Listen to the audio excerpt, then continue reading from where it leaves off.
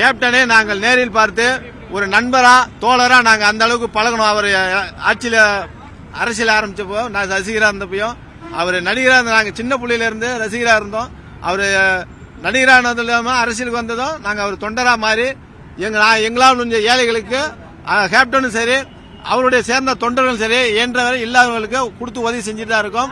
Captain மறைந்தாலும் அவர் புகழ் என்றும் இருக்கும். நாங்கள் கேப்டனை அன்று மனிதனா பார்த்த இன்று நாங்கள் அவர் தெய்வமா பார்க்கிறோம். கடவுளா வணங்க ஆசைப்படுகிறோம்.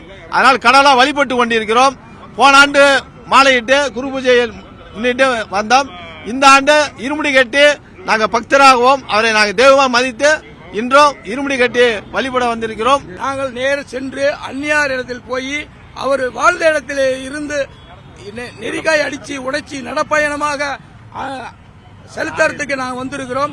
அவர் நினைச்ச காரியம் வெற்றி பண்ணிக்கிட்டே இருக்கிறார். எங்களுக்கு நாங்கள் என்ன நினைக்கிறோமோ கடவுள் எந்த மாதிரியோ அதே தான் நினைச்சுட்டு இருக்கோம். கடவுளை நாங்கள் நேரில் பார்த்ததே கிடையாது. ஆனால் எங்களை கடவுள் நேரா பார்த்த தெய்வம் அவரு. அன்னதான பிரபுன்னு சொல்றாங்க.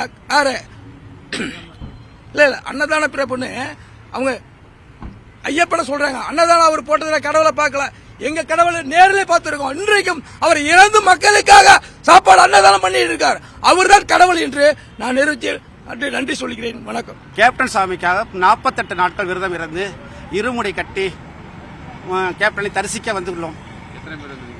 25 பேர் மாலை போட்டு இருமுடி கட்டி கொண்டு வந்திருக்கோம். சபரிமலை தானே இருமுடி கட்டி போவாங்க. இங்க என்ன அந்த ஐயப்பன் சாமி பக்தருக்கு இருமுடி கட்டுவது வழக்கம். ஆனா நமது கண்கண்ட தெய்வத்தை நேரில் கண்ட பக்தர்கள் குழு அப்படிங்கிறது எங்களோட குழுவோட பேரு. தெய்வத்தை நேரில் கண்ட குழு என்றதுதான் எங்களோட தெய்வத்தின் பேரு.